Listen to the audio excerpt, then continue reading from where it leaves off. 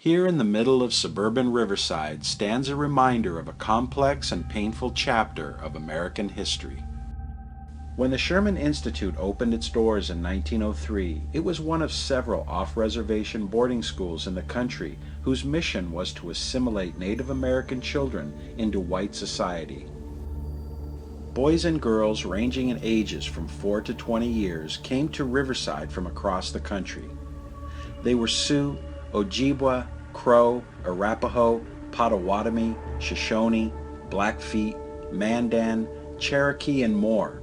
But those identities would be stripped away as they were instructed in a broad range of vocations from farming to housekeeping.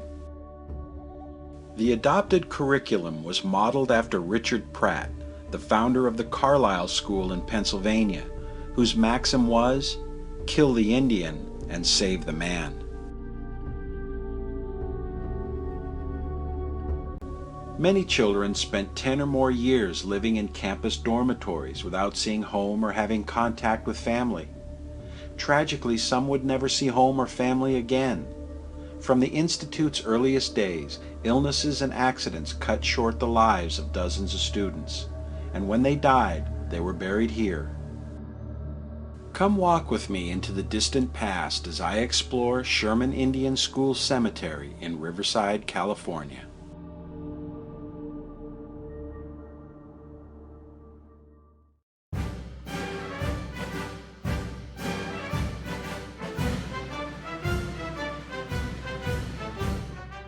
The Institute took its name from New York Congressman James Schoolcraft Sherman, who, at the urging of Riverside's first citizen and promoter, Frank Miller, secured federal funding for the school.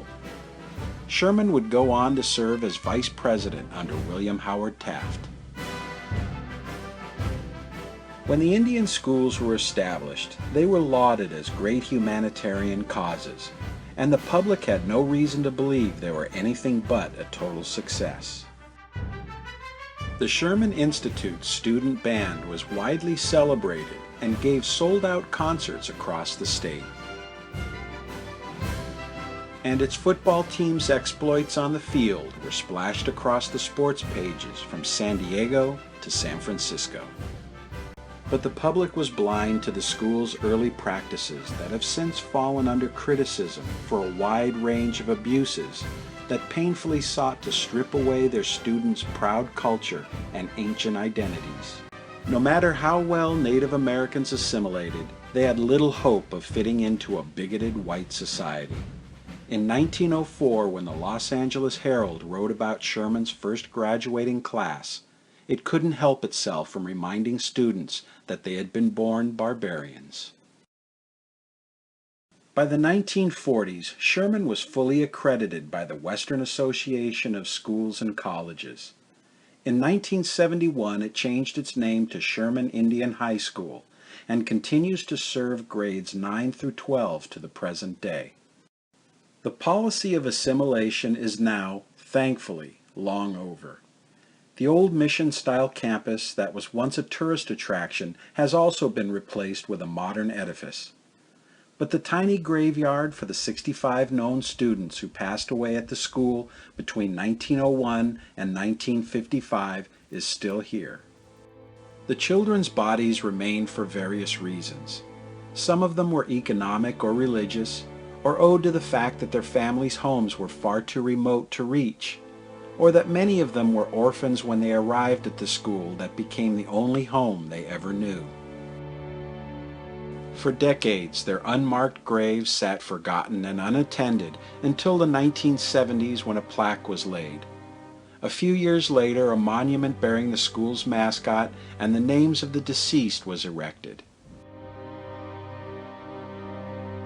Now the cemetery is looked after by the current students of Sherman High, as well as local chapters of the Boy Scouts.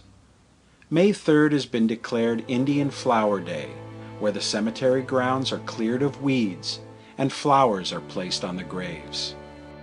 These measures cannot right the wrongs of the past, but they do offer a bit of dignity to the noble spirits of these lost young ones who never knew it in life. May they all rest in peace.